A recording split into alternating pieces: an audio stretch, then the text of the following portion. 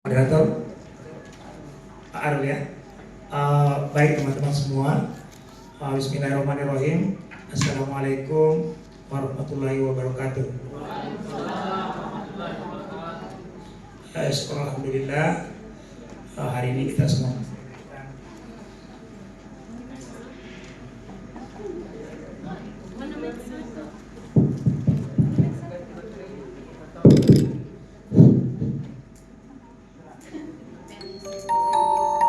ya, alhamdulillah hari ini kita semua masih diberikan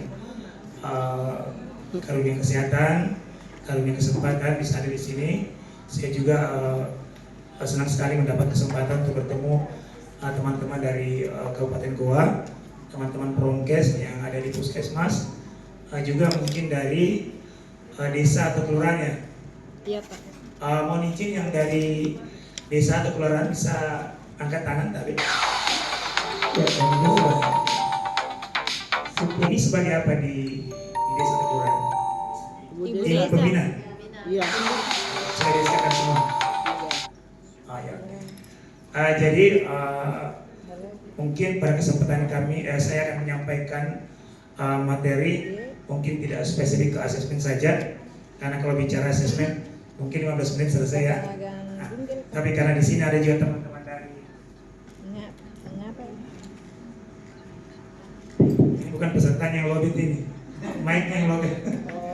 Jadi karena yang ada di sini kebetulan dari desa, dari kelurahan, mungkin nanti kita akan bahas juga tentang hal-hal yang perlu dipahami oleh perwakilan dari desa kelurahan.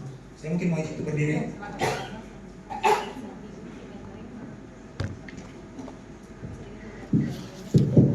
Baik, jadi Bapak Ibu sekalian, saya panggil teman-teman saja supaya kelihatan sama-sama tua tapi sama-sama juga. Ya, jadi hari ini kita akan membahas tentang asesmen di pertemuan advokasi kelompok kerja operasional. Sebetulnya istilah ini tidak boleh digunakan lagi, tapi karena anggarannya seperti itu, ya, jadi Pokjanan itu tidak ada lagi istilah seperti itu, nomenklaturnya sudah dihapus sejak terbitnya Permendagri nomor 13 tahun 2024. Jadi kita sekarang istilah tim pembina posyandu, ya, mulai dari pusat sampai di tingkat desa atau kelurahan. Ini tiangnya mau enggak? Nanti saya Sembunyi pasal, sembunyi. ya.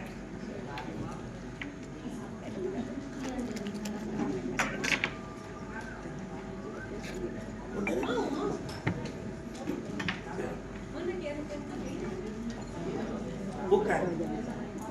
Colok.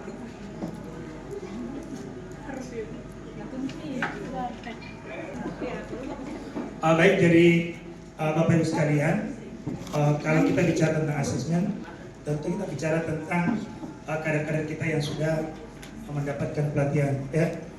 Jadi mungkin 2 tahun terakhir ini kita sering mendengar tentang peningkatan kompetensi, peningkatan 25 keterampilan kader, ya. Dan itu sudah dilakukan mulai dari pelaksanaan orientasi, dan dalam 1 tahun terakhir ini kita melaksanakan pelatihan karena sudah ada kurikulumnya.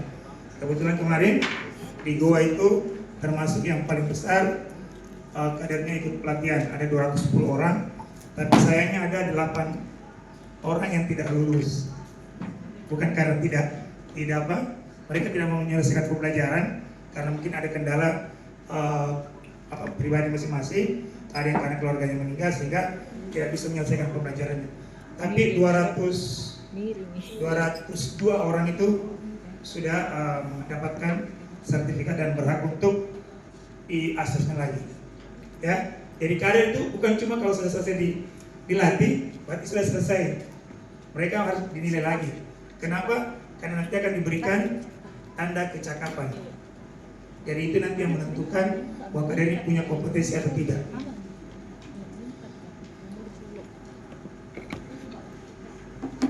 Baik, sebelum saya masuk di pembahasan, mungkin saya ingin sampaikan terutama yang dari kelurahan atau desa. Beberapa waktu lalu kami ada pertemuan dengan tim pembina posyandu tingkat provinsi. Jadi ada beberapa arahan yang Ibu Ketua tim pembina tingkat provinsi sampaikan, Ya. Jadi yang pertama, terlalu jauh ini. Oke.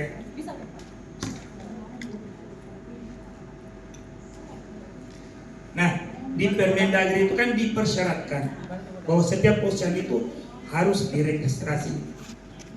Jadi harus ada, ini tugas dari tim pembina posyandu, ya. Karena kebetulan ada teman-teman dari desa kelurahan, mungkin bisa jadi perhatian bahwa setiap posyandu itu harus diregistrasi. Karena sekarang domain itu posyandu itu bukan lagi kesehatan, tapi ada di bawah Kementerian Dalam Negeri. Ya, kemudian kedua, bahwa untuk pengajuan registrasi itu bisa berkoordinasi dengan PMD setempat. Jadi kalau di gua kan ada desa, berarti ada dinas PMD-nya. Ya, jadi silakan berkoordinasi, terutama teman-teman yang ada di desa atau kelurahan untuk segera mendaftarkan posyandunya untuk mendapatkan nomor registrasi. Ada nomor registrasi. Ada yang sudah lakukan? Sudah, kalau di gua sudah. Sudah? Oh, sudah dapat registrasi semua? Sudah? Ada yang belum. Ada yang belum? Ada yang sudah.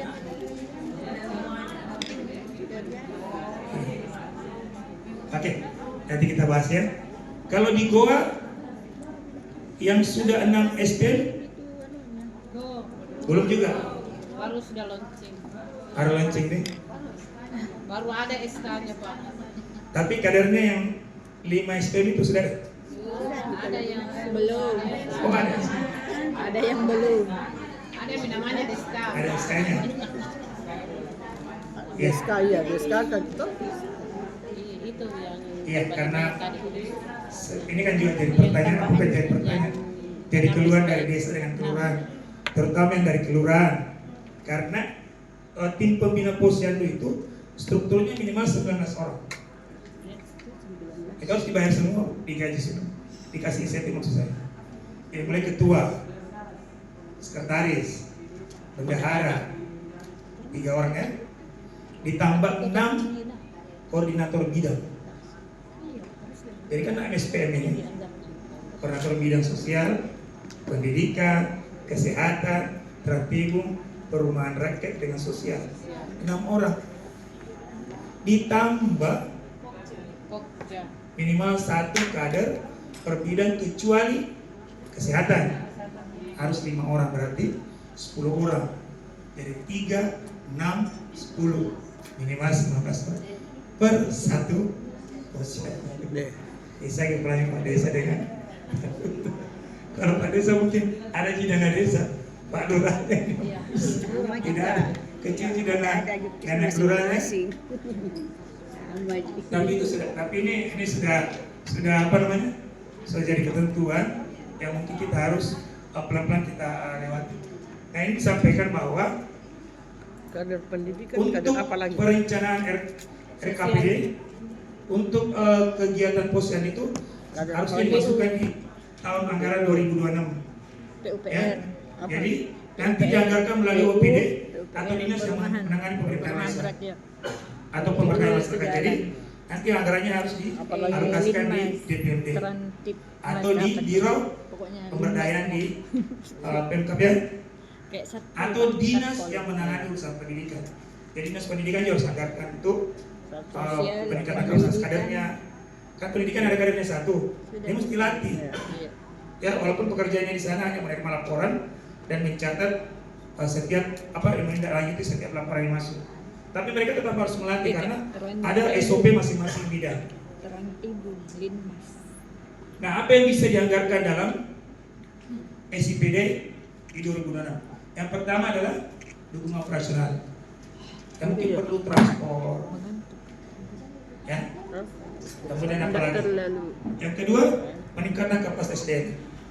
Jadi harus dianggarkan untuk pelatihan kader, termasuk kader kesehatan yang sudah ada kurikulum pelatihannya. Itu 5-5-nya harus dilatih dan harus di asesmen. Apalagi harus dipenuhi sarana prasarana. Kalau yang sudah di launching saya kira sudah ada barangkali gedungnya yang sudah di launching. Kalau di Goa bagaimana? tidak mau juga dalam gedung itu. Tidak mau. Tapi ada gedung permanennya. Ada ya? Tapi yang SPM ini belum dimaksimalkan di sana. Dia katanya kemarin di sebelah. Oh di sebelah, tapi ya sudah ada. Jadi ini juga menjadi tanggung jawab dari OPD yang menangani masalah desa atau kelurahan untuk memenuhi sarana prasarana yang ada di posyandu. Kemudian juga menjadi tanggung jawabnya adalah insentif kader. Nah ini selalu jadi masalah insentif kader. Ya, kalau saya tidak tahu berapa. 100 ya? Variasi Pak. 300. 200. Itu udah paling tinggi berapa? 300 saya. 250 paling Ada. tinggi. 300 tapi ada lansia merangkap ki. Kalau dari Posbindu itu 100. Gitu, makanya ada yang Berarti belum integrasi. Dia gabung. Jadi juga persoalan karena kader kita di Sulsel itu ada 50.000. kalau dari Nah kemarin itu sebetulnya di beberapa hari yang lalu ada pertemuan di Bulukumba karena Bulukumba itu jadi percontohan untuk penerapan insentif yang layak untuk kader. Iya. Ya. Kemarin dari Pak Oci juga bertanya, itu di Komda ada dikasih masih nomor kredit itu apa? Iya. Mungkin ke depan bahwa nanti mungkin ada seperti itu. Tapi kita tidak tahu, kemarin kita tanyakan ke pusat juga, dia bilang ini masih pendataan. Yang pasti bahwa Kementerian Kesehatan lagi merencanakan regulasi tentang insentif kader, termasuk kadernya. Ada nanti aturan yang mengatur bahwa itu kader berapa kali bisa dipilih. Jadi tidak ada itu kader bahwa dia terus di situ. Dia seperti ada periodenya juga. Itu akan dibatasi. Kenapa banyak keluhan di di daerah, ada yang sudah terlalu lama. Sebetulnya dah. Menurut anaknya betul. Iya. Jadi nanti akan dibatasi itu. Pembatasan umur dan pembatasan berapa kali dia bisa menjadi kader. Ya. Nanti mungkin konsekuensinya ada di karena ada penetapan insentif yang layak. Itu nanti akan diupayakan bisa.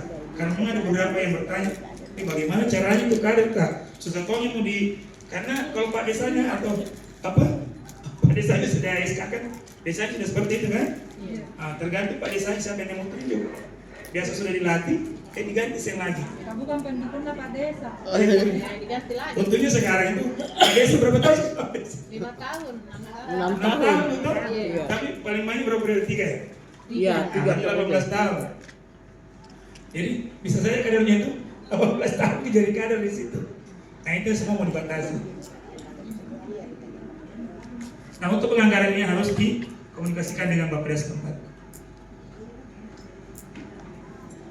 Nah untuk kesempatan ini tadi sebelum saya masuk di asesmen mungkin kita akan bicara dulu kebijakan nasional ya.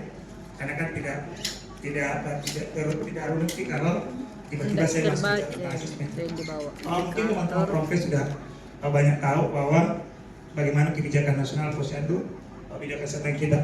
Mungkin teman-teman yang dari desa, dari kelurahan juga mungkin beberapa sudah ada yang tahu, mungkin beberapa pertemuan sudah ikuti, tapi tidak apa-apa saya ulang kembali untuk melihat bagaimana sebetulnya kebijakan di tingkat pusat terkait dengan posyandu bidang kesehatan. Ya, tapi sebetulnya istilah posyandu cuma satu, posyandu. Ya, posyandu. Kalau di kesehatan itu kita istilahkan posyandu siklus hidup. Kalau di Sulsel ini istilahnya posyandu era baru. Itu artinya posyandu 6 SPM. Ya, tapi itu tidak dikenal di luar. Kalau kita bilang di luar, di Sulsel ada itu posyandu era baru. Dia tidak tahu karena tidak ada nomenklatur itu secara nasional. Itu hanya istilahnya orang di sini untuk membedakan posyandu kesehatan dengan posyandu 6 SPM. Nah, sebenarnya dasarnya dari sini. Dari kebijakan Kementerian Kesehatan untuk melakukan transformasi bidang kesehatan. Jadi ada 6 transformasi, salah satunya transformasi layanan primer. Jadi diharapkan dengan transformasi ini setiap orang bisa mendapatkan kehidupan yang baik di setiap tahap kehidupannya. Jadi mulai dari dia kecil sampai nanti dia usia lanjut atau lansia. Ini berputar terus berputar. Yang sudah menikah, punya anak, mulai seperti itu. Dan diharapkan semua siklus ini bisa mendapatkan layanan kesehatan yang baik. Apakah dulu tidak ada? Ada. Nanti kita akan bahas kenapa sekarang disebut sebagai integrasi layanan primer, ya. Nah, kita lihat di sini dari Global Burden of Disease. Ini kita lihat yang merah itu adalah penyakit menular. Kemudian yang tua, warna tua itu adalah cedera, ya, kasus cedera. Nah, kalau kita perhatikan di usia di bawah 5 tahun sampai usia 14 atau 15 tahun itu masih didominasi penyakit menular. Kenapa? Karena mereka yang usia menikah masih rentan terhadap penyakit, ya. Nanti bergeser, semakin tua orang yang mendominasi adalah penyakit tidak menular. Ini soal gaya hidup, ya, soal gaya hidup. Jadi dia punya mungkin imun tubuhnya semakin kuat, tetapi gaya hidupnya yang berubah. Nah, di pertengahan periode kehidupan manusia itu didominasi juga dengan cedera. Karena apa? Di usia-usia produktif itu mereka beraktivitas sangat tinggi, sehingga didominasi dengan cedera. Tapi pada intinya bahwa di semua siklus hidup ini sebetulnya kebanyakan bisa dicegah. Bisa dicegah karena didominasi oleh penyakit tidak menular. Kita lihat itu, lebih banyak warna biru muda dibanding warna merah atau warna Hijau. warna apa itu? Oranye. Tua. Ah? Warna biru tua, ya? Biru yang mana? Abu-abu. Abu-abu. Abu-abu basah. Yang warna basah. Abu-abu basah. Karena biru Ya. tua. Jadi intinya seperti itu, bahwa Abu-abu. di siklus hidup usia awal sampai dia lanjut usia itu sebetulnya kebanyakan bisa dicegah. Nah, kita masuk di sini, Bapak. Nah, dulu ini yang mungkin saya sampaikan bahwa sebetulnya dulu layanan untuk semua usia itu ada, tapi terpisah-pisah. Jadi mungkin teman-teman perlu tahu deh, ada di posyandu lansia, ada di posyandu remaja, ada di pos bindu, ada di apa lagi? Pos ronda, pos kambing, ya. Jadi itu yang diintegrasikan jadi satu. Namanya apa? Posyandu siklus hidup. Kata baru, siklus hidup, ya. Jadi ini sebetulnya posyandu yang dulu-dulu jadi gabung-gabung. Karena dulu orang berdasarkan program PTM bikin sendiri, Posbindu. Kemudian posyandu kita banyak kenal itu posyandu bayi balita dengan ibu hamil. Tapi yang lain-lain ini ada juga, posyandu lansia, posyandu remaja kan ada, selalu jalan di sekolah-sekolah, ya. Dari beberapa daerah tuh ada juga kadernya itu, digaji juga. Nah, itu sekarang yang mau diintegrasikan menjadi satu layanan. Nah, yang kedua perbedaannya, dulu itu masyarakat yang datang ke posyandu. Sekarang bertambah tugasnya kader, karena dia harus melakukan kunjungan rumah. Kunjungan rumah itu 100% sasaran. Kalau dulu kan yang bermasalah lagi, mungkin yang tidak ada dari posyandu yang dikunjungi, yang mungkin ada masalah kesehatan yang dikunjungi. Sekarang tidak, semua harus dikunjungi kembali. Mau yang berkunjung ke posyandu atau tidak kembali berkunjung. Artinya kunjungan rumah itu dilakukan untuk 100% sasaran. Nah, ini yang kadang menjadi keluhannya pada kader-kader. Belum bisa selesai itu pusing 25 keterampilan, tiba-tiba disuruh lagi jalan hampir tiap hari untuk ke rumah warga. Kalau insentifnya 100, kalau 1 juta jadi nambah apa ibu? Nah, ini yang problem, karena banyak tuntutan, sehingga di beberapa kabupaten itu banyak kader yang membutuhkan diri. Ke depan Dan mulai banyak yang mau dikerja. banyak susah lagi karena itu.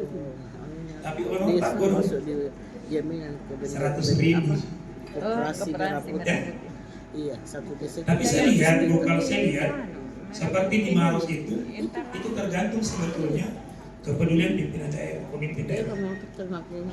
Karena di Maros itu insentif kader di Pustu itu sudah 500.000. Iya. Dianggap banyak. Tapi semua kader yang ada di Posyandu itu insentifnya 300. Itu rata. Kemayan. Ya.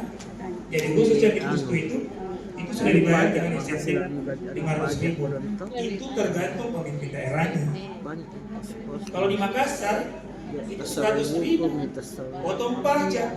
Coba bilang 100% pajak. Jadi itu problemnya karena tergantung kepedulian masing-masing daerah. Karena ini kan dikembalikan ke daerah, tergantung kemampuan daerah. Kalau dia mau kasih insentif tinggi tidak ada yang menghalangi. Asal nolak rencana nek 10 juta, Oke. 100 juta. Nah ini yang kita harapkan bahwa untuk di era integrasi ini itu Posyandu diharapkan buka setiap bulan. Tapi kan tidak mungkin buka, ada di beberapa daerah tidak mungkin buka 12 kali dalam setahun karena mungkin kondisi wilayah seperti di Papua ya, kondisi kameranya juga belum kondusif, sehingga minimal 8 kali harus buka dalam setahun. Itu baru dikategorikan aktif. Kalau kurang dari itu dianggap tidak aktif. Kemudian melayani seluruh siklus hidup. Jadi mulai bayi balita sampai lansia itu harus dilayani dalam satu posyandu. Jadi nanti itu pelan-pelan, karena saya yakin kalau di gua itu belum di siklus hidup semua. Iya. Iya. Kalau itu targetnya dari puskesmas mana? Tidak. Kalau itu badan, siklus hidup semua. Alhamdulillah kita. Siapa lagi? Sudah. Ada yang belum dari puskesmas ada?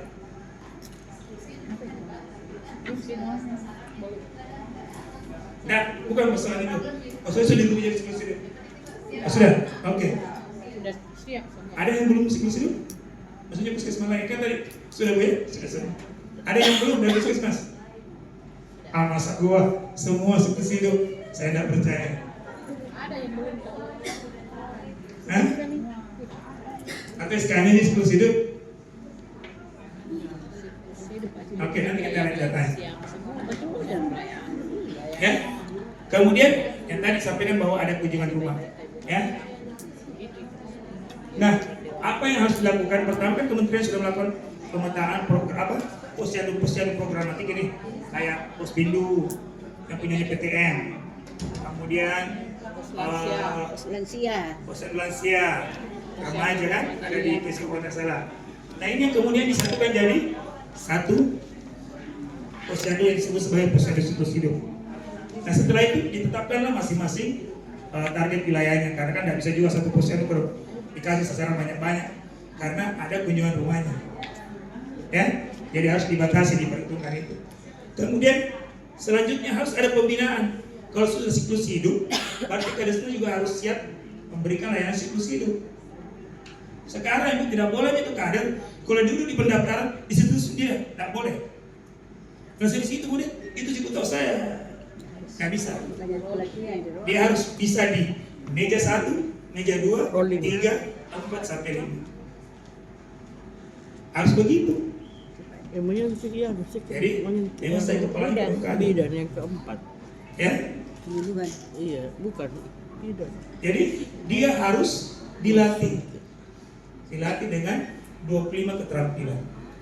Itu belum selesai, karena harus diuji lagi. Apakah setelah dilatih dia layak mendapatkan tanda kecakapan sebagai kader? Karena ada 3 kriteria. Ada 3 kriteria kader kan? Ya, Purwa, Mandiri, Utama. Nah, nanti baru dikatakan kader sesungguhnya kalau dia punya tanda kecakapan. Ya, yang Purwa juga kader minggu, bukan yang utama di kader. Yang jelas dia sudah punya tanda kecakapan. Ya, kemudian harus disediakan layanan siklus hidup dan pelaksanaan kunjungan rumah. Nah ini kegiatannya Ibu. Jadi di hari buka dia buka setiap bulan. Ya. Kemudian makanya sekarang itu diharapkan desa atau kelurahan menyediakan gedung permanen. Mau pakai gedung baru, gedung lain yang jadi aset desa atau kelurahan itu terserah. Yang jelas kegiatannya harus dalam tempat yang tetap, karena nanti ada pengurusnya. Kan ibu-ibu yang ada di sini, yang dari desa kelurahan kan pengurus ceritanya. Ya, tapi nanti di tingkat posyandu ada lagi pengurusnya. Nah itu harus ada tempatnya untuk bekerja. Kemudian sasarannya siklus hidup dan layanannya lebih pada promotif preventif. Ya.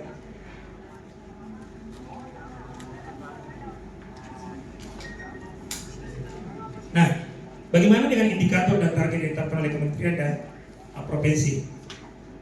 Kami khusus di posyandu itu ada 3 target yang harus kita penuhi dalam 5 tahun. Jadi mulai dari 2025 sampai 2029. Yang pertama itu adalah berapa persen posyandu siklus hidup yang ada di suatu wilayah. Apa itu posyandu siklus maaf, apa itu posyandu aktif? Yang pertama minimal buka setiap bulan atau maaf, dia buka setiap bulan atau minimal 8 kali setahun. Ya. Yang kedua, memberikan layanan siklus hidup. Yang terakhir, punya kader minimal 5 orang. Ya. Jadi dengan terpenuhinya 3 kriteria ini baru bisa dikategorikan sebagai posyandu aktif. Kalau tidak, ya tidak masuk dalam hitungan ini. Kita di 2025 ini punya target 10%. Jadi kalau gua berapa? 800-an gua Israel posyandunya. 809 kan? 809. Berarti di 2025 minimal 80 atau 81 posyandu sudah Aktif. ya. Siklus hidupnya. Kapan itu dia? Kapan kalau 80? Ya. Tapi ini kan mengacu dari target nasional. Ini target nasional. Tapi jangan dibilang kalau hari ini SK siklus hidup tidak. Siapa tahu gitu tuhnya. Kan begini Bu, ada beberapa posyandu, ternyata layanan remajanya itu masih terpisah dengan posyandu. Masih kasih jalan gitu yang posyandu remajanya. Nah ini tidak, sekarang semua pelaporannya semua harus dalam satu posyandu. Tapi dapat bapaknya waktu. Kalau gua mungkin bisa agak cek lebih dari 10%. Nah diharapkan nanti di 2009 itu 26%. Nggak banyak itu 26%. 60 Pak. Berapa? 60. 60%. Ya. Nggak banyak gitu, berarti ya sekitar 480-an. Ya, jadi kita harapkan bahwa di 2029 Kabupaten Goa mempunyai posyandu siklus hidup sekitar 480. Nah itu yang kedua, persentase kader dengan strata minimal Muhammadiyah. Nah ini jadi PR besar ini, karena banyak kader kita yang belum dilatih. Kalaupun sudah dilatih, kebanyakan stratanya ubah. Yang jadi indikator nasional dan profesi itu adalah minimal Muhammadiyah. Artinya dia harus menguasai minimal 17 19 keterampilan. Ini PR besar ini. Ya. Tapi kalau kita tidak kerjakan dari sekarang, takutnya nanti berganti kebijakan lagi, lagi targetnya. Tapi ini kita harapkan bahwa Muhammadiyah kan harus menguasai minimal 4 dari 5. Jadi hanya satu yang dia tidak kuasai, misalnya lansiakah, remajaka, atau ibu hamil. Salah satunya. Karena kan yang wajib ini 2, ya, pengolahan dengan bayi balita. Jadi kalau dia emak dia berarti dia harus kuasai 4. Terserah yang mana dia tidak kuasai, entah lansianya kan, entah usia remaja dengan dewasa atau ibu bayi, bumi.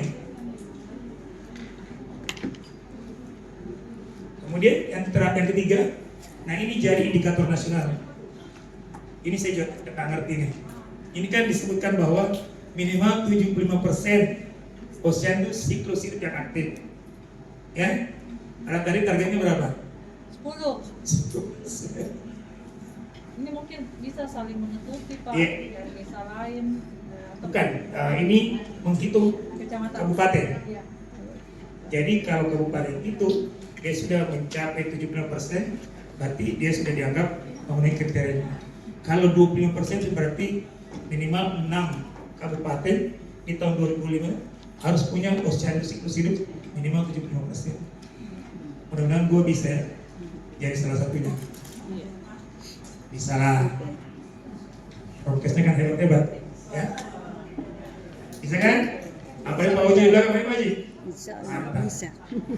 Insya Allah bisa. Terus terang, sebelum siklus hidup, gua tuh tidak pernah keluar dari ini. Yang kira setan. Jadi selalu terpenuhi kriteria ini. Kalau tahun SDM lalu Majelis sebelum siklus hidup Anggaran atau- hanya 1 kabupaten yang Ini terpenuhi kerja kriteria. semua keluhan. Tapi tahun ini kita harapkan memang minimal 6 kabupaten yang mudah-mudahan salah satu di antaranya itu Kabupaten Goa. Siapa aja? Mantap. Mana lagi Pak Haji? Ini yang terakhir ya. Asesmen kader dan komunikasi. Sampai jam berapa saya? Sampai jam berapa? Jam 3 ya? Oke. Nah, ini yang jadi topik pembahasan kita. Tapi yang ibu-ibu dari desa kelurahan tetap diperhatikan ya. Walaupun nanti banyak dikerjakan oleh teman-teman di puskesmas, ya. Tapi kan nanti jadi pembinanya juga dari kelurahan atau desa. Jadi minimal harus tahu. Yang pertama kita bahas dulu tentang posyandu dalam SPM. Jadi ini yang kita kenal istilahnya posyandu ya. Ini era baru tadi saya sudah sampaikan. Ini hanya istilahnya orang-orang di Sulsel. Posyandu era baru. Tapi nomenklaturnya adalah posyandu. Jadi kita lihat nih, posyandu itu adalah lembaga kemasyarakatan desa. Jadi dia adalah LKD atau LKK. Jadi kami memang domainnya ada di Desa atau kelurahan? desa atau kelurahan. Ya. Jadi dia adalah wadah partisipasi masyarakat mitra pemerintah. Jadi dia akan melaksanakan tugas perencanaan, pelaksanaan penguasaan pembangunan desa, pembangunan serta peningkatan pelayanan desa. Karena tadi ada nama SPM kan, bukan cuma kesehatan, tapi ada nama yang lain. Nah kalau saya kemarin jalan-jalan ke Maros, salah satu posyandu 6 SPM-nya itu 6-6-nya sudah di sana. 10 orang itu sudah di sana. Saya tanya, di antara 6 SPM yang mana paling banyak laporannya? Ternyata bidang sosial yang paling banyak. Jadi masalah keluarga, apa semua. Yang kosong itu perumahan kan. Perumahan tidak ada laporan kan. Tetapi dia harus ada di situ. Makanya kemarin ketika ada pembayaran insentif rata antar semua karir, protes gini kesehatan. Banyaknya kita kerja sama insentif kita itu udah jadi ya. Tadi laporan setiap hari. Nah ini jadi perdebatan juga. Dan ini lagi dicarikan bagaimana desa atau kelurahan bisa menyikapi seperti ini. Kalau tidak, nanti mundur lagi yang kesehatan. Karena kesehatan itu banyak kerjanya, ya. Kalau teman-teman di yang lain yang sampai hari ini SOP-nya itu masih sebatas menerima aduan dan menindaklanjuti ke desa atau kelurahan. Nah itu satu persoalan karena insentifnya diberlakukan sama. Mungkin nanti dari Pak Tim Pembina Posyandu tingkat desa kelurahan bisa melihat ini ya, sampai nanti jadi problem baru untuk rekan-rekan kita di kesehatan. Kalau di kelurahan sudah ada yang era baru yang tadi percontohan ada sudah ada insentifnya semuanya. Belum. Ada ada ibu desa ini. Ada kan? Kita belum. Oh kita belum tahu. Satu pesawat. Iya, tapi insentifnya sama nggak semua? untuk semua kader 10 orang ini? Tidak. Ah, Gimana dari ternyata itu jadi persoalan. Saya belum. Belum juga. Iya, karena beban kerja yang berbeda. Tapi itu harus dipertimbangkan. Kenapa? Ya sampai kader yang sudah dilatih berhenti, cari lagi yang dilatih. Ya. Nah, kalau kita lihat apa perbedaan posyandu era baru dengan posyandu yang lama, ya. Jadi sekarang kan ada pengurusnya, ya. Dulu itu betul-betul hanya dilaksanakan oleh kader yang di Pustu, dibantu oleh nakes di Puskesmas. Sekarang ada nih pengurusnya yang tadi saya sampaikan. Jadi berkurang nih bebannya teman-teman di kesehatan juga yang kader. Kemudian kadernya tadi 5, karena dulu kan hanya kesehatan. Sekarang minimal 10. Kalau misalnya pendidikan mau 2, ya berarti kan tambah lagi. Bisa jadi kan pendidikan bisa butuh 2 ini, atau sosial mungkin karena laporannya paling banyak bisa diajukan permintaan untuk 2, karena itu adalah angka minimal 10 orang. Nah, untuk terkait pembinaan posyandu, nah itu tadi saya sudah sampaikan bahwa nomenklatur tim pembina, tim Pokjanan itu sudah tidak ada lagi, ya. Jadi kita kenal sekarang tim pembina posyandu. Nah, ketuanya kalau di desa, ketuanya kan ibu desa, Pak Desa sebagai pembina. Kalau Pak Desa yang tidak punya istri, siapa ketuanya? Ibu Sekdes. Kalau Sekdes sudah punya istri, jadi kalau Pak Desa tidak punya istri, maka yang jadi pengurusnya akan ketuanya adalah istrinya Pak Sekdes. Ya.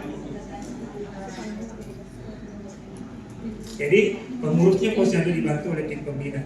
Jadi Bapak Ibu yang ada di sini harus membantu pengurus. Saya tidak tahu kalau posyandu baru apakah sudah dibentuk pengurusnya tidak, saya tidak tahu. Tetapi nanti tugasnya tim pembina ini untuk membantu pengurus di posyandu. Jadi dulu kan ketuanya itu yang bapak-bapaknya. Sekarang yang ketuanya itu adalah ibu-ibunya. Nah, yang terakhir ini untuk pembiayaan, nah itu diharapkan dari APBN, APBD, ya, atau sumber lain yang sah. Sedangkan dulu hanya didapatkan dari dana desa atau swadaya masyarakat.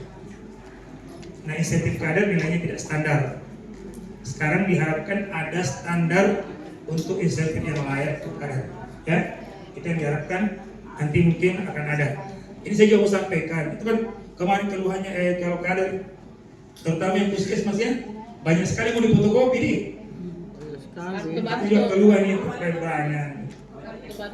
Nah, habis tiwanya puskesmas untuk fotokopi. Nah sekarang ini Bu, ya, karena kan rata-rata kan orang punya HP gitu.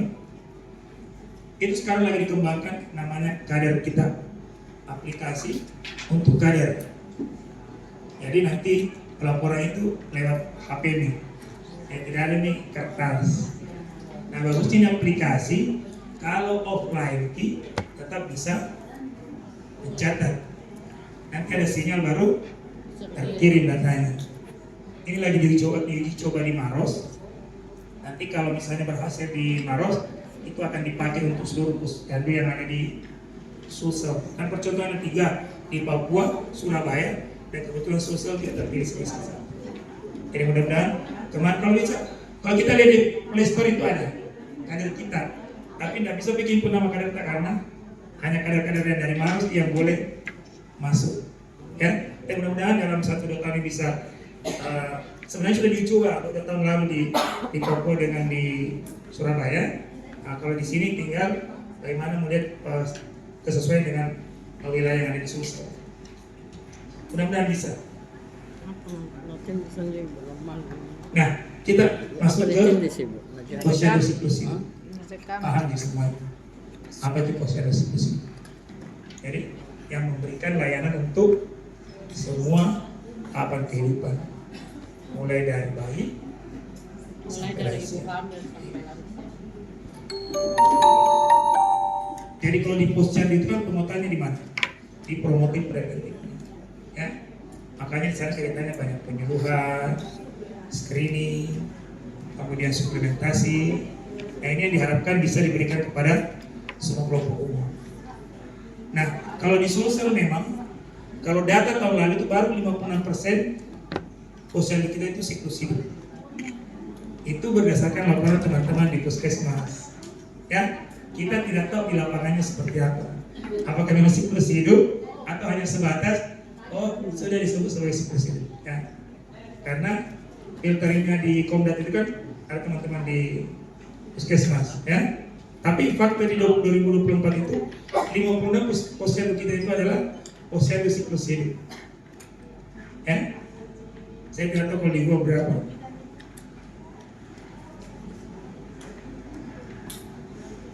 Nah ini paket layanan di posyandu siklus hidup pada saat hari buka.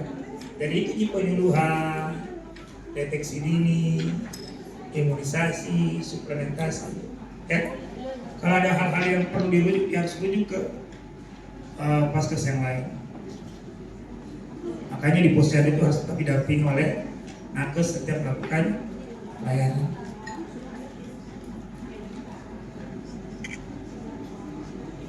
Nah ini yang kunjungan rumah.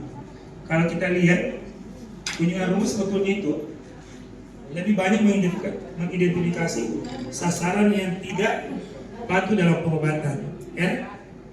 Jadi itu yang dideteksi. Kan dulu yang tidak datang ke posyandu yang didatangi, sekarang datang semua. Tetapi salah satu tujuannya adalah mungkin ada yang butuh pengobatan secara rutin, itu yang mendeteksi. Ya, jangan sampai mereka apa istilahnya, ada putus obat. Ada beberapa penyakit yang harus. Kemudian yang ketiga, yang memiliki tanda bahaya.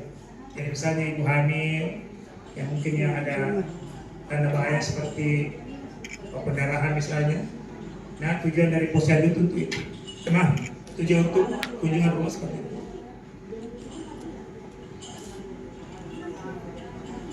Gak usah foto, nanti saya share di panitia. Nanti forum yang mulia di. Nah, inilah doktrin kompetensi yang harus dikuasai oleh seorang kader. Banyak sekali. Nah, ini yang pertama dan kedua, ini wajib dikuasai, yaitu pengelolaan posyandu. Pengelolaan posyandu dengan bayi balita ini wajib dikuasai oleh seorang kader. Kalau ini dua saya tidak dikuasai, dia akan kuasai tiga-tiga, tidak ada artinya. Ya, jadi dia kuasai lansia, remaja, ibu hamil. Kalau dia tidak kuasai dua dasar ini, maka itu tidak punya nilai apa. Ya, makanya dasarnya harus diketahui dulu.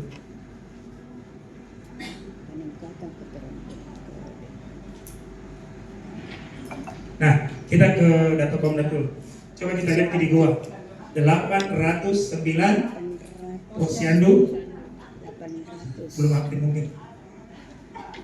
Jadi 7% dari total posyandu yang ada di Sulsel. Gak banyak sebetulnya di kalau di gua. Makanya bisa 75%. Ya. Nah, yang siklus hidupnya yang di Komda itu baru 347 posyandu yang dilaporkan. Kalau datang ke di sana, apakah betul siklus hidup kita belum tahu. Tapi ya teman-teman di teman siapa yang mengikut prokes kan? Nah, tergantung prokesnya. Ya, kalau dia mau kasih tinggi angkanya, ya diikut. Walaupun SK-nya Pak Kadis yang di-upload misalnya kan, tapi di pencatatan terakhir ini dia baru 347 posyandu siklus hidup. Sekitar berapa nih? Ini bukan 587. Oh ya, 5,87 dari seluruh siklus hidup yang ada di Sulsel. Kalau di Sulsel itu ada 5.912 posyandu. Dan memang masih banyak, Budi. Baru setengahnya posyandu siklus hidup. Makanya harus kita punya target setiap tahun berapa sih posyandu yang harus siklus hidup. Nah, heran juga kenapa berubah darah terus. Lalu tinggi itu, ya. Saya belum pernah bandingkan antara data 2004, nanti saya coba lihat di 2005 ini, perbandingkan antara data 2024 dengan 2005. Apakah ada bias dari laporan yang disampaikan teman-teman prokes? Ya. Tapi kita harapkan bahwa posyandu yang dicatatkan sebagai posyandu siklus hidup itu betul-betul memberikan layanan siklus hidup. Jadi bukan hanya sekedar label saja, tapi betul-betul memberikan layanan. Kemudian kita lihat kadernya, ya. Kader di Sulsel itu 47.871 orang sekarang yang tercatat di Komda. Ya, dari 1.474 kader di seluruh Indonesia. Nah, berapa yang sudah dilatih? 195. Kalau dilihat dari jumlah keseluruhan 4.000 kader. Baru 1,9% yang sudah dilatih. Baru hampir 2%. Tapi mungkin ya yang kemarin yang lulus ini 202 orang ini mungkin belum diinput di Komda. Ya, kalau diinput seharusnya sudah bertambah nilainya. Nah, kita lihat yang Purwanya itu 37 orang, Madianya baru 15. Kemudian yang utamanya 19 orang. Termasuk yang disuruhkan kemarin ke tingkat nasional Madya. Utama. Mudah-mudahan nanti tanggal 10 pengumuman, mudah-mudahan gue mendapatkan penghargaan, mudah-mudahan sebagai kader terbaik tingkat nasional. Ya. Jadi tanggal 10 pengumumannya. Tapi semua akan mendapatkan penghargaan. Tetapi nanti ada yang terbaik 1, 2, 3, harapan 1 dan 3 untuk kader dan posyandu. Mudah-mudahan salah satunya ada gue. Karena terserah 2 tahun ini kita selalu dapat. Ya, di 2023 kita dapat terbaik 3 nasional untuk posyandu, belum siklus hidup dulu. Jadi untuk posyandu posyandu terbaik itu kita di 3 nasional. Tahun 2023, 2024 kita dapat lagi penghargaan untuk posyandu inovatif tingkat nasional. Akademinya juga ada, Ibu. Nah, mudah-mudahan sekarang karena gue yang mewakili ini Sulsel, mudah-mudahan bisa dapat penghargaan. Kita tunggu di tanggal 10 nanti kalau dapat, mudah-mudahan sih dapat, kita sampaikan ke teman. Insya Allah akan diundang ke Jakarta. Saya diundang ke Jakarta. Ya, kalau tidak memang dapat motor atau apa, ya. Ya betul, Ibu. 2022 itu dapat tuh hadiah ke luar negeri. Kalau dia Muslim, dia boleh umroh. Kalau dia non Muslim, dia boleh kemana saja. Siapa yang Ya. kader itu? Iya. Tahun lalu dapat motor kalau saya tidak salah. Motor 5 laptop. Saya tidak tahu dia karena di sini. Yang sampai banyaknya motor yang dikasih. Tapi kita tunggu tanggal 10. Jadi tanggal berapa sekarang? Tanggal 6, 4 hari lagi. Ya. Jadi kebetulan dua-duanya ini yang posyandu dan dan karir itu diusulkan dari gua semua. Ya, kalau tidak dua-duanya memang salah satunya dapat. Kita tahu siapa yang diusulkan? Kadernya Bontomaran bukan? Iya. Nanti tanya sama Pak Wajidi. Baik, yang berikutnya kita masuk ke asesmen, ya. Jadi topik kita hari ini kan tentang asesmen. Nah, ini yang menjadi persoalan sekarang. Karena setiap kader yang sudah dilatih itu tidak cukup sampai di situ. Dia harus di asesmen, harus dinilai. Kayak uji kompetensi kalau fungsional ya, kayak hukum. mereka harus diuji. Jadi siapa yang menjadi peserta asesmen adalah semua kader yang sudah dilatih. Nah ini persoalan banyak kabupaten, saya tidak tahu buat termasuk atau tidak, ada kader belum dilatih tapi sudah asesmen. Di Sulsel itu data kader yang dilatih itu 5.000, tapi yang sudah dinilai itu 7.000. Berarti ada 2.000 orang kader belum pernah dilatih tapi sudah diasesmen. Saya tanya kemarin ke pusat bagaimana dengan seperti itu, karena kan tidak mungkin dicabut sertifikatnya. Ya, jadi tolong Pak Uji, kalau ada kader sudah di asesmen, sudah dapat TKK, tapi belum dilatih, prioritaskan untuk dilatih. Oke? Ada kan? Kader tak sudah di asesmen tapi belum dilatih. Ada. Tapi kalau ada pelatihan tak, itu kita kasih pertama. Kasih ini pertama. Ya. Nah sekarang kan gampang. Persoalannya sekarang itu soal anggaran. Latih kader ada anggarannya. Nah ini di Makassar Bu, tadi hari ini di Kalukubu 2 kakak sudah sampaikan ke teman-teman Kota Makassar. Kalau mau latih kader, yang penting ada ruangan tak, ada snacknya, jalan mungkin. Fasilnya nanti dari provinsi dibantu teman-teman Kota Makassar, jangan dibayar. Hari ini sudah laksanakan Bu. Hari ke-2 hari ini. Itu dilatih 70 orang. Diambil dari apa? Dana ininya. Ada rapat-rapatnya kan? Ya, tapi dipertanggungjawabkan dalam bentuk kegiatan pertemuan. Tapi dialokasikan untuk pelatihan. Lumayan bisa. Karena di Kota Makassar itu rata-rata dianggarkan asesmen, tapi kadernya tidak ada dilatih. Nah, itu persoalan. Jadi, buru-buru beberapa puskesmas. Nah itu di apa namanya? Di gua juga bisa seperti itu. Nah Bapak Ibu, itu pelatihan tidak mesti langsung 25 kompetensi. Kalau mau cicil boleh. Misalnya 2 hari kita latih. Itu mau dulu yang tiga kelompok keterampilan kita latih dulu. Kan bisa 2 hari. 1 hari untuk teorinya, 1 hari untuk prakteknya. Karena wajib itu praktek, tidak boleh tidak. Latih begitu, prosesnya begitu. Kalau lulus di Purwa, latih lagi 1 hari untuk tambah 1 apa namanya? Kalau ada lagi yang ngerantau, tambah lagi 1 kelompok keterampilan. Nanti uji lagi dari mana? Jangan bikin langsung 5-5-nya. Karena kalau itu kita tunggu tidak selesai. Jadi kalau ngerantau cuma 3 hari, 4 mau kompetensi kelompok kompetensi. Latihkan. Sekarang di dana BOK ya, dana BOK itu dana. Itu sekarang tidak ada pelatihan lagi. Yang ada kunjungan rumah kan.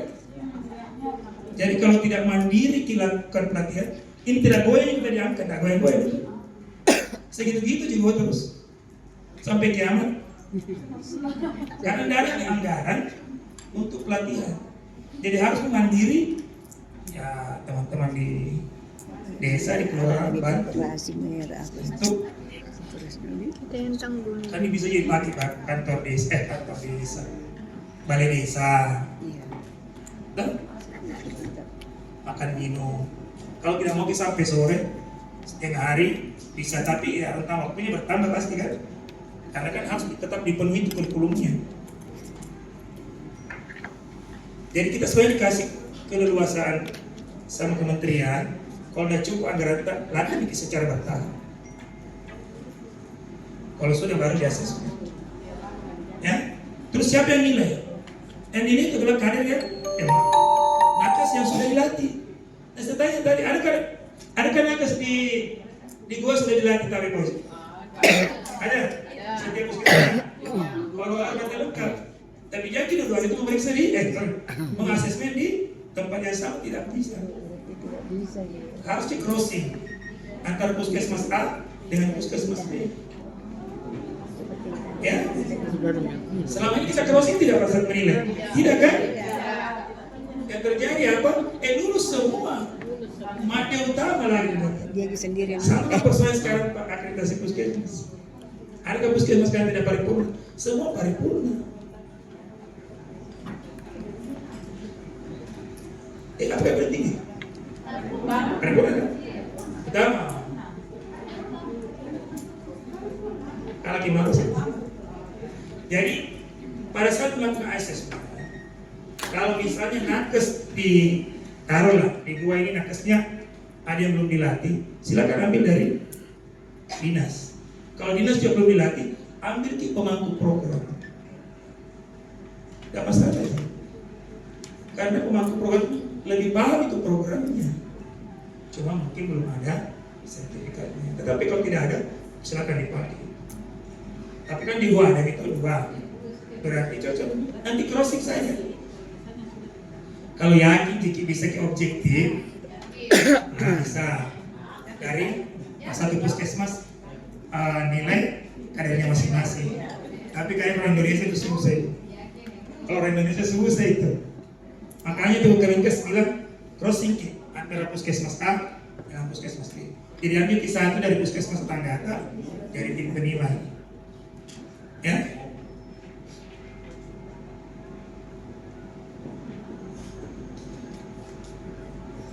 Nah, ini tujuannya kan. Jadi asesmen itu sebenarnya untuk mengukur. Walaupun dia sudah dilatih, belum tentu kita tahu tingkat pemahamannya terhadap keterampilan dia diajarkan. Makanya di asesmen. Oh apa sih dia sudah kuasai? Oh ternyata baru di level ini. Ya. Kemudian menentukan kebutuhan pembinaan lanjutan. Jadi kalau ada data di asesmen, oh ternyata dia jatuh di poin ini, silakan dibina terus sampai dia kuasai. Kemudian asesmen lagi. Tapi jadi baru ada asesmen lagi, sebulan minimal. Ya, kan? Jadi sebulan minimal remedial lagi. Kemudian pemberian tanda kecakapan kader. Sekiranya yang belum dilakukan oleh teman-teman di dinas, sebetulnya kader itu punya rompi dan punya pin. Rompinya itu hijau apa namanya itu? Hijau apa yang saya juga dengar tidak namanya? Hijau.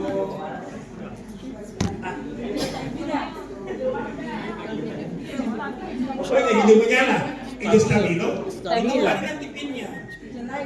Iya, sebetulnya itu pin. Berapa kompetensi deposit? Itu pinnya ada semua di sini. Tapi terlalu ramai ya. Terlalu ramai kalau 25 di sini dipasang. Jadi sekarang ada pin itu khusus media, khusus utama, khusus keluar. Jadi satu saja. Nah hanya kader yang punya tanda kecakapan yang boleh diikutkan penilaian tingkat provinsi sampai nasional. Tahun depan kalau belum ada tanda kecakapannya tidak akan bisa ikut lagi penilaian kader berprestasi tingkat provinsi dan nasional. Kalau tahun ini masih toleransi, tapi untuk tahun depan tidak, karena kita anggap sudah banyak penilaian dilakukan kader-kader, kan banyak kader utama, kader remaja di Sulsel. Sudah ada. Kemudian meningkatkan motivasi dari kinerja kerja, kinerja kader, ya. Jadi kan ada penghargaannya. Mudah-mudahan nanti diikuti dengan insentif. Tapi yang dikasih itu sertifikat. Kalau gajinya segitu-gitu juga. Ya. Bisa digadaikan kalau sertifikat.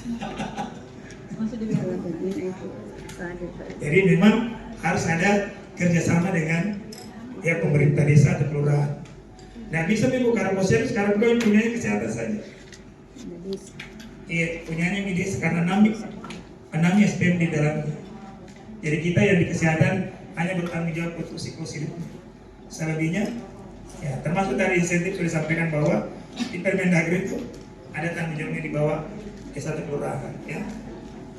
Mungkin tidak langsung dan pelan-pelan. Karena ini kan sekarang pertanyaan juga, apakah semua posyandu dalam satu desa itu harus era baru? Bayangkan kalau semua era baru, 11 orang digaji per posyandu. Nah itu lagi dipikirkan, apakah cukup satu per desa, sisanya itu jadi kayak apa ya? Kayak posyandu cabang lah misalnya kan? Nah, jadi dia seperti tetap mengikuti era baru, tapi dia ada di setiap RW. Karena kan kita punya posyandu sampai tingkatannya tingkat RW, RT ya, RT. Jadi kalau itu semua dijadikan era baru, habis ke Pak Desa dengan Pak Lurah. Biar kena gaji 100 juga pasti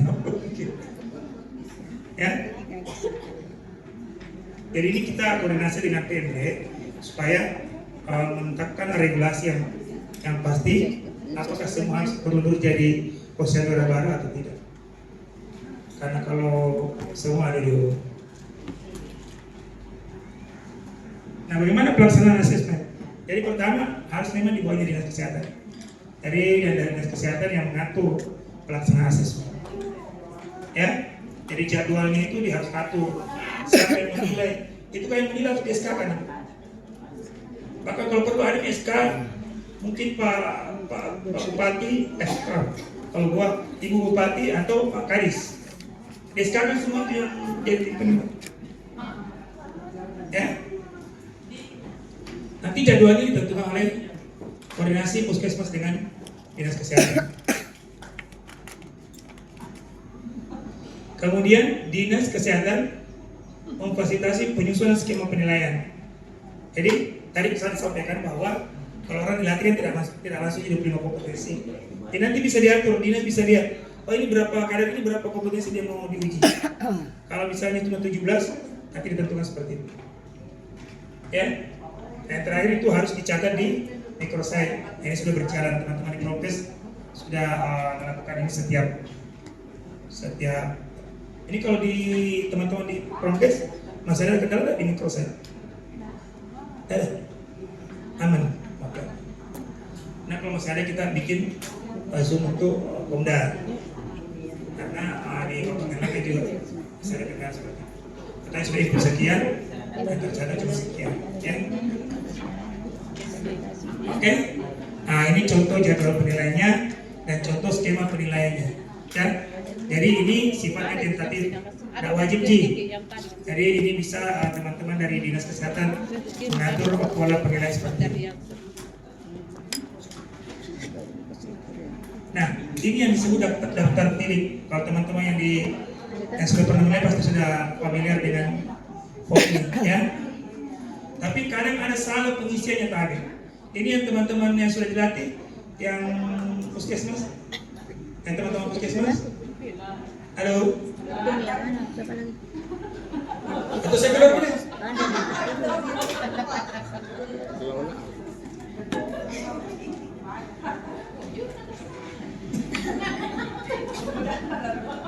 Saya sudah lihat tembok terus, ada yang ngecek ke situ.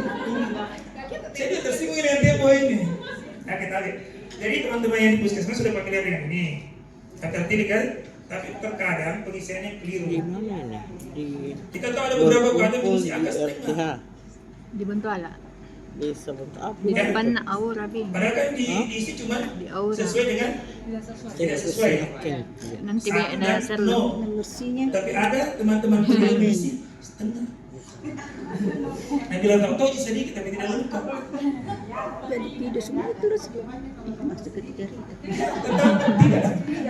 Masuk ke dalam itu.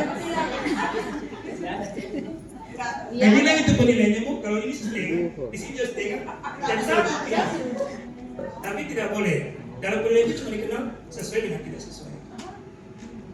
Kalau berarti itu dua, ada uji pengetahuan, ada uji keterampilan. Jadi tidak boleh itu ditanya semua. Harus ada yang diuji, dia ada praktekkan.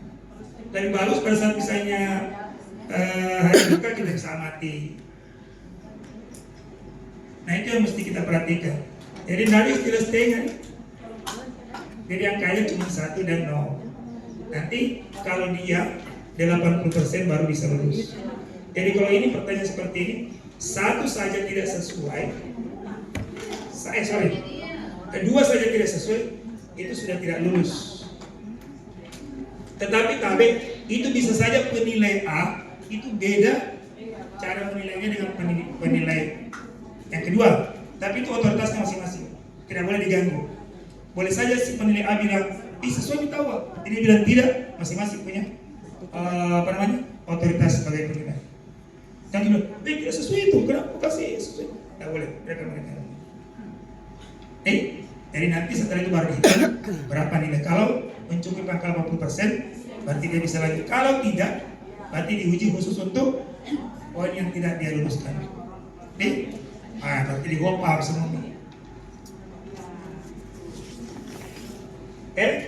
Jadi seperti ini juga. Nah kalau ini kan kebanyakan praktek ya. Ini praktek semua, mampu mengajak, mampu berkomunikasi. Tidak bisa ditanya itu. Dia bilang bisa jadi. Bisa aja Pak. Oh ya oke. Satu poin. Berarti dia harus praktikkan. Praktikkan lagi tidak bisa. Ya? Tidak. Jadi jangan diuji kayak orang ujian tulis, tidak ada itu. Ini ujiannya cuma dua, ujian uji pengetahuan dengan uji keterampilan. Dan kebanyakan uji keterampilan. Jadi yang kasih dulu di situ depan meja, ditanya, kita tahu, kita bisa mengajak sasaran ke bosan? Bisa, oke, satu. Tidak seperti itu. Harus dia bisa praktikkan atau lakukan. Ya, khusus yang memang menguji ke pengetahuan, sebutkan seperti ini. Ya kan? Menjelaskan, berarti kan itu bukan menerangkan saja. Tapi kalau bilang mampu, berarti kita harus tahu. Jadi itu penguji juga harus pintar-pintar, lebih pintar dari kadernya yang diuji. Yang sampai lebih pintar kadernya daripada pengujinya. Ya, tapi ya namanya nakes, pasti kan kita rata-rata ke nakes ya. Tapi itu yang diusulkan kemarin itu gua, itu bidan. Dia karet tapi dia rata-rata bidan. Nah seperti itu. Ini kalau kita mau, ini khusus untuk teman-teman di Promkes, kalau mau download ini, agaknya punya semua deh. Nah, sudah pernah menguji semua kan? Sudah kan? Tapi coba cek-cek ini nanti, kadang-kadang itu ubah game guys. Biasa dia ubah dan tidak kasih tahu kita. Mungkin sering-sering kita cek ke sini. Nah ini tingkat keterampilannya. Jadi kalau sudah di asesmen teman-teman karakter, nanti ditentukan dia mendapatkan peringkat. Ini sudah hafal mati ini Purwo. Jadi dia harus kuasai 2 kelompok keterampilan dasar. Ditambah satu, salah satunya mau apa? Mau ibu hamil kah? Mau usia sekolah remaja kah? Atau usia dewasa lansia? Terserah. Kalau dia Purwo. Tapi kalau dia misalnya dia tidak lulus di di layanan bayi balita, walaupun lulus Q2 di pilihan itu tetap dianggap tidak lulus.